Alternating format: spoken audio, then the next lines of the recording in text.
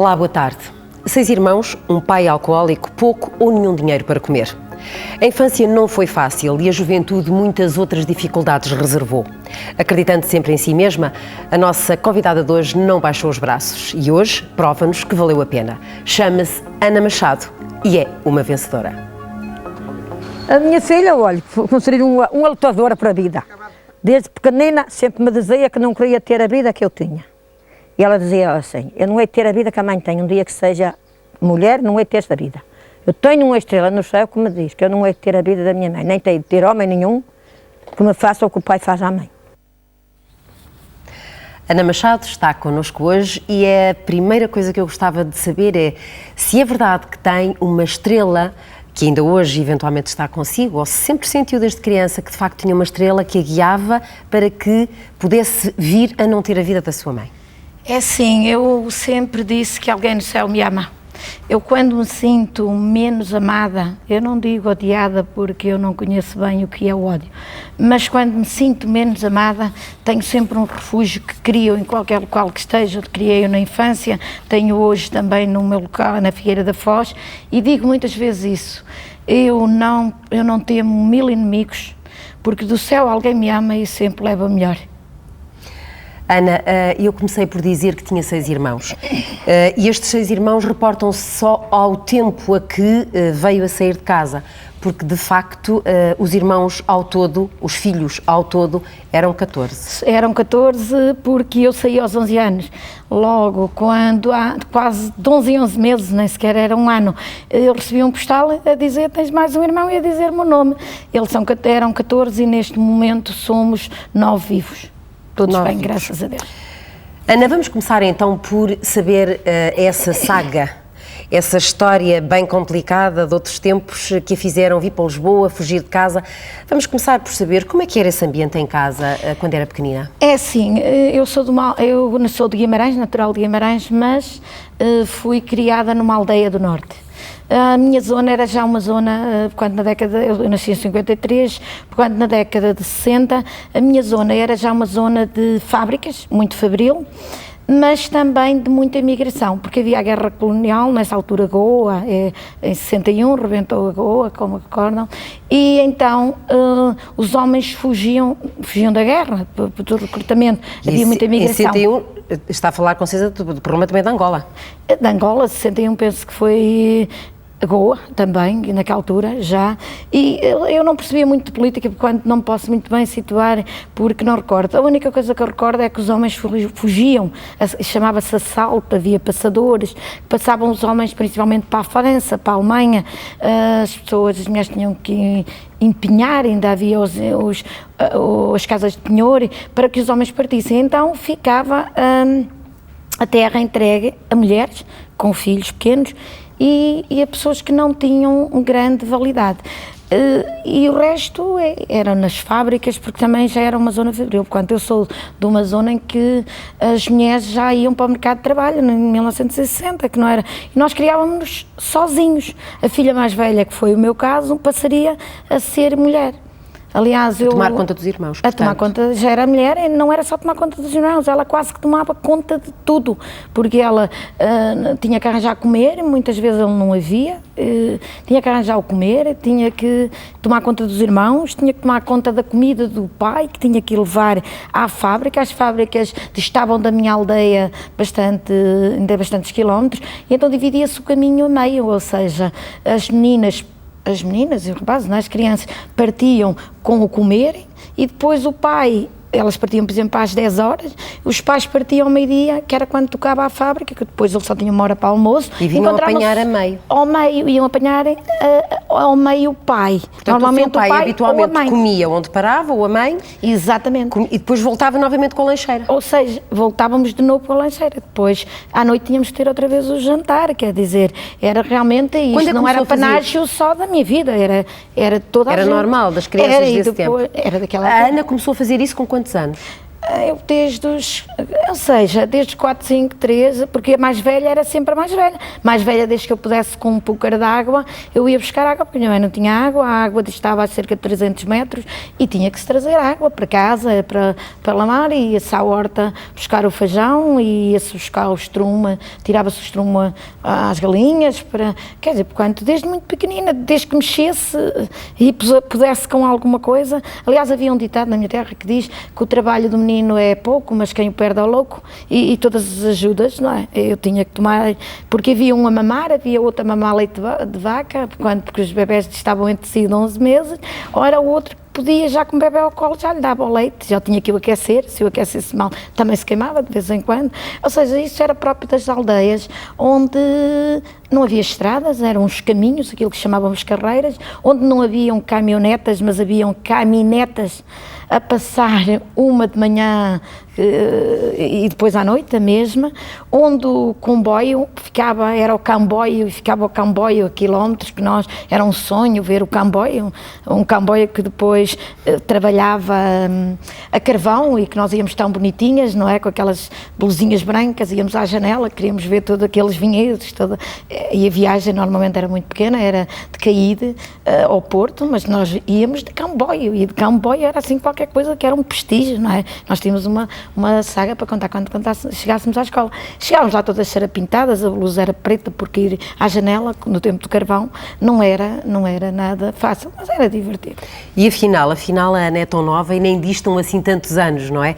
De facto, houve uma grande evolução nos últimos tempos, mesmo o interior agora é tudo um bocadinho diferente, vive-se um bocadinho melhor, não é? Sim, aliás, a minha casa na vossa, ou seja, a minha casa hoje, a minha casa da minha mãe, a casa da minha mãe hoje é feita de cimento, já tem um chão em alcatifa, penso, tem água à porta, não tem ainda dentro de casa porque a casa não suportava a canalização.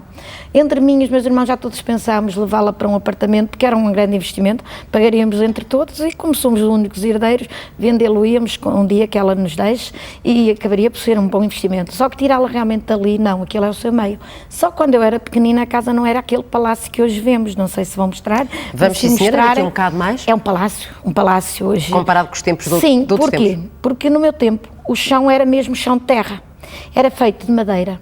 Eu costumo dizer, em sentido de humor, que eu já tinha ar-condicionado, já era uma privilegiada. Porquê? Porque aquilo era feito em madeira com palha por cima, que chamava-se colmo. O telhado era em palha. Só que era feito de madeira. Então, no verão, a madeira encolhia, não é? Pela força do calor, mirrava, havia umas frestas, que era ótimo para entrar o ar, quando tínhamos ar-condicionado, e depois de inverno, com a chuva ela inchava e aquilo também ficava quentinho. E o chão era varrido com giestas, porque ele era realmente chão, apenas chão. Terra chão, batida. Terra batida, não é? Mas eram tempos, não, realmente, e repara, o nosso mundo era um mundo extremamente limitado, porque só havia 3 autoridades.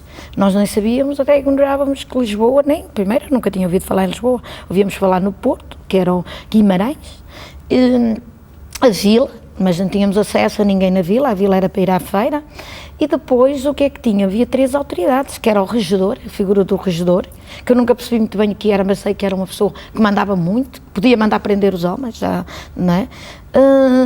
Não sabia bem porquê, porque era muito jovem, mas havia a professora, a senhora professora, que era normalmente uma pessoa que vinha de fora, a quem o senhor padre arranjava uma casa e que levava sempre uma menina para ir dormir, porque era sempre uma pessoa de bem, nem sequer podia viver numa casa sozinha. Normalmente a casa pertencia a famílias abastadas que cediam à senhora professora, e depois havia o senhor abade.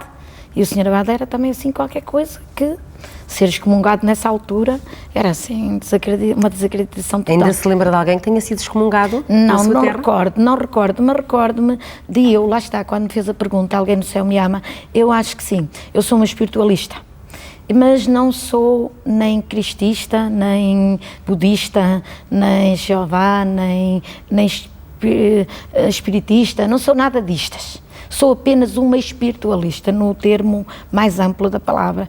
E então eu era à missa, porquanto a missa era apenas até aquilo que eu direi o único divertimento, porque não haveria mais havia, tirando as brincadeiras do dia a dia, o que é que haveria?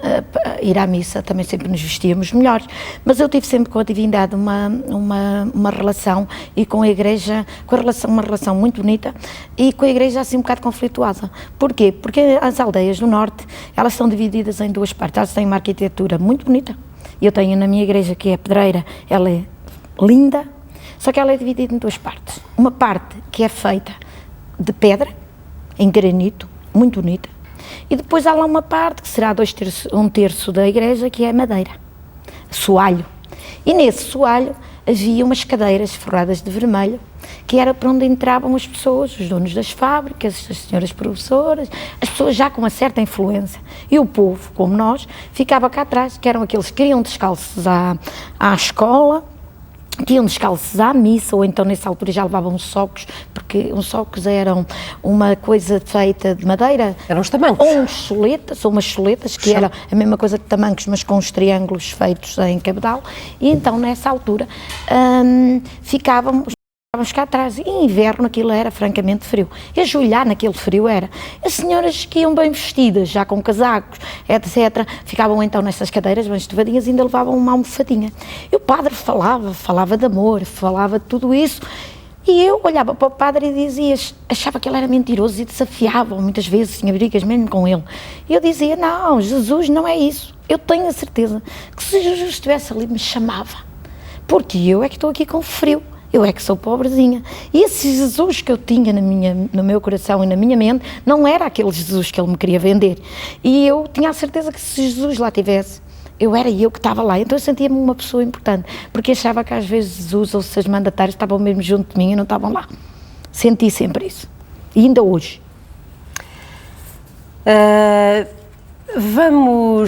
Vamos continuar.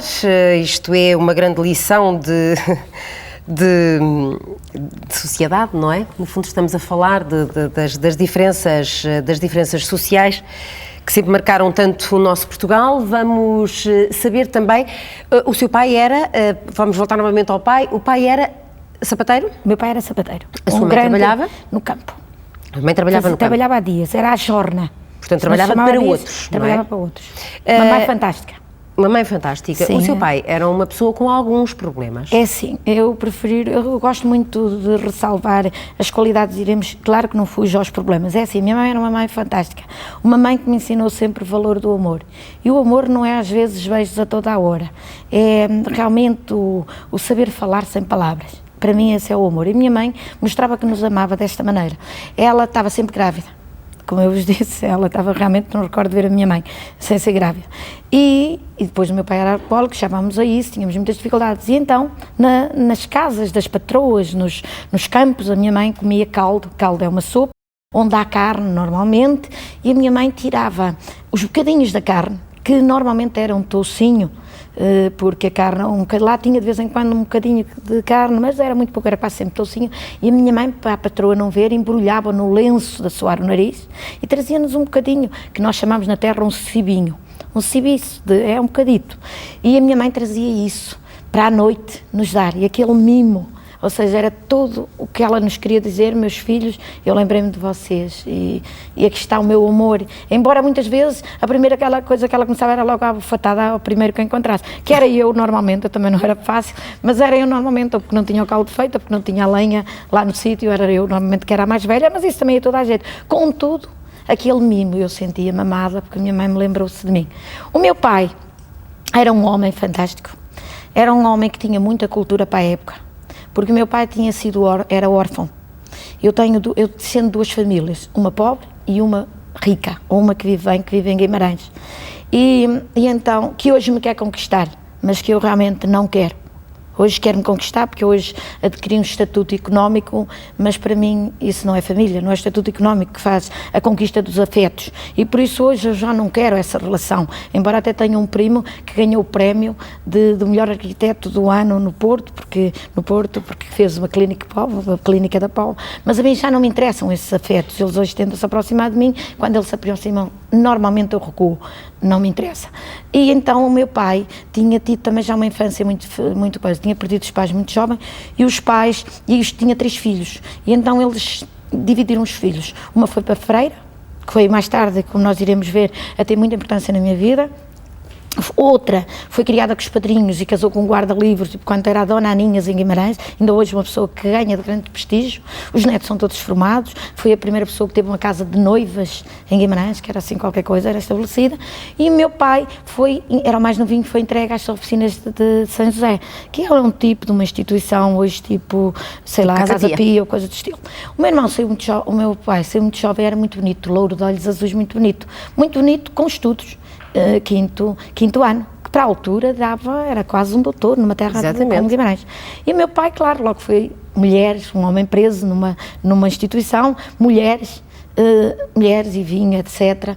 E como era muito jovem, deixou-se aliciar por esse mundo. Ficou um pouco boémio, digamos assim. Ficou um pouco boémio, só que entretanto ele tinha lá a cultura, que a cultura é qualquer coisa que fica sempre lá e os princípios ficam sempre lá. E entretanto depois, quando ele conhece a minha mãe trabalhava numa pensão onde ele comia, chamavam-se aquilo as casas de pastos na altura, meu pai trabalhava lá num sapateiro, era sapateiro já, conheceu a minha mãe que trabalhava nessa casa de pastos, que tinha menos de 15 anos que ele, que era uma mulher bonita e viva, que ela ainda hoje o é. E o meu pai resolveu pô-la grávida, não é? Tiveram lá o seu namoro, como boémio que era, ela devia fazer parte da coleção de mais meia dúzia, mas quando estava grávida, alto aí, porque aí já era uma família que o meu pai não tinha, então o meu pai resolveu casar porque eu ia nascer, e eu era assim, uma coisa que o meu pai queria muito. Portanto, no fundo, até podemos dizer que o seu pai, apesar de ser uma pessoa que, enfim, depois se foi revelando com alguns problemas dos quais ele não pôde fugir, não é? Mas curiosamente ele era um homem até de família e um homem muito bem formado. Sim, porque quando percebeu que a sua mãe estava grávida, casou, não é? E antigamente isso era... E não só. O meu pai era uma pessoa curiosa, porque o meu pai tinha muita cultura, como eu lhe disse, para a época. E ele depois vem então com a minha mãe para Felgueiras, para uma família sem cultura, com uma criada... uma empregada de uma casinha de pastos, que não sabia ler nem escrever, e o meu pai tinha muita cultura, ele queria dar vazão. Repare, o meu pai dizia sempre, quando morresse, que queria, que sabia muita história, queria morrer e queria levar a bandeira monárquica, que ele levou. E ele ensinava-nos muita história, ele contava-nos muitas histórias, quer dizer, nós já sabíamos como é que tinha sido a história de Dom João I, como é que tinha sido Alquécer Quivir, incutiu-nos sempre a honra, porquanto o Egas Muniz era assim qualquer coisa que ele nos passava. Ele tinha a fuga para o álcool, foi exatamente porque ele depois nessa aldeia não encontrava ninguém à altura dele, e ele começou-se a sentir-se sozinho, e então o álcool e o jogar às cartas faziam com que ele nos dava. Mas o meu pai já escrevia poesia, o meu pai recitava, o meu pai ensinou-nos a ver a lua, o meu pai ensinou-nos a ver o sol, o meu pai nunca nos complexou, nós somos sempre pessoas seguras, mas os outros é que tinham culpa, nunca éramos nós éramos os maiores, quer dizer, quando meu pai tinha, e não podia ver um filho mau, nem amesquinhado, ele podia bater, matar, esfolar, dormia ao lado da minha mãe muitas vezes com um machado e uma faca, mas não viesse cá a Helena dizer mal dos seus meninos, porque os seus meninos eram o melhor do mundo, não é? Por isso ele transmitia. E repara, tínhamos um serão que já não era muito normal naquela época, que era, nós temos um livro, que eu penso que a minha mãe ainda hoje tem na arca, pelo menos ela prometeu-me que desta vez iria procurá-lo, que era O Caminheiro.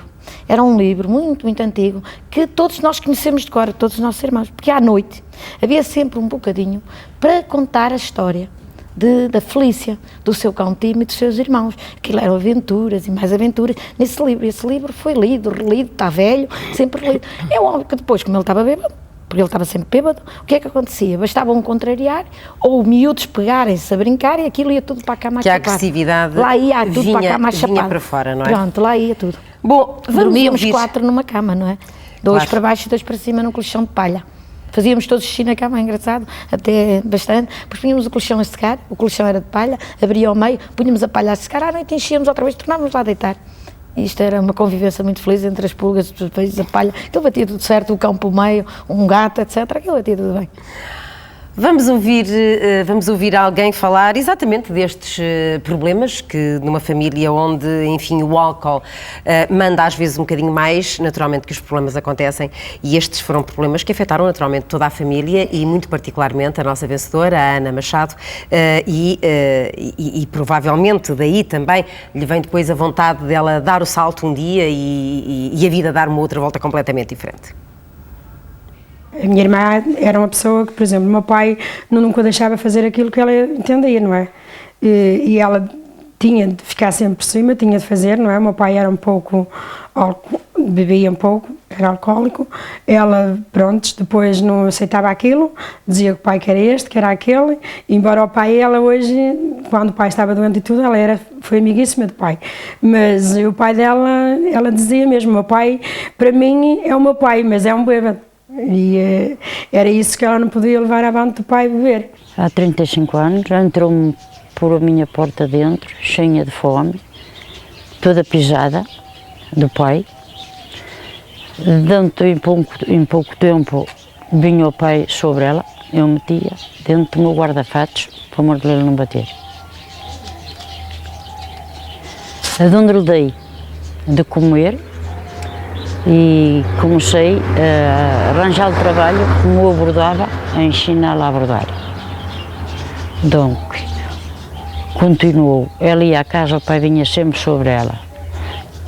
A pobre mãe andava também sobre ela, toda espancada, toda pisadinha, cheia de fome. Pronto, que tinha 2 filhos que eram handicapé, pronto, passou uma cruz de Cristo. Continuei sempre, então, com esta menina em minha casa, com as minhas filhas, a dar-lhe de comer. E muitas vezes a dormir com as minhas filhas, quando o pai vinha bêbado, que não dava falta dela. Ana, tem ternura por esta sua amiga? Eu não tenho ternura, eu tenho amor, muito amor. Ela sabe que pode sempre contar comigo. Ela valeu-lhe quando... nos piores momentos? Sim, é porque é assim, o meu pai bebia, o meu pai apanhou uma bebedeira aos 16 anos e deixou aos 60 e tal.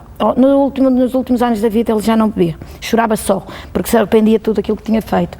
Mas acontece uma coisa, o meu pai batia-nos muito, ele era de faca para cima, ele era ao pé, ele era com paus, nós íamos à frente dele, nós éramos pequeninos, imagino que é um pontapé, que lá andávamos e depois rebolávamos. E todos os vizinhos tinham muito respeito por ele, porque ele era era a única pessoa que sabia quase escrever na aldeia, não é? Da laia, quando havia mais pessoas que sabiam escrever, mas da algalha, como é que se dizia, do povo, era o meu pai o único, escrevia para a caixa, que naquela altura eram umas casas do povo, o meu pai era a única pessoa que sabia essas coisas, era o único que conseguia ir ao Porto, que tinha audácia para isso e coragem, e então o povo tinha muito respeito e também tinha muito medo para ele, porque entrar de machado em punho na casa de uma pessoa também não devia ser fácil para as pessoas. Então ninguém queria dar guarida, mas esta senhora não. Esta senhora tinha filhos da minha idade, então o meu pai batia muito, não é? Eu fugia, e o que é que ela fazia? Claro, eu não me dava de comer, porque meu pai enervava-se, metia o caldo, que era a única coisa que nos restava, era caldo, e metia ao porco. A broa do pão era uma broa que era comprada por semana, que era uma broa de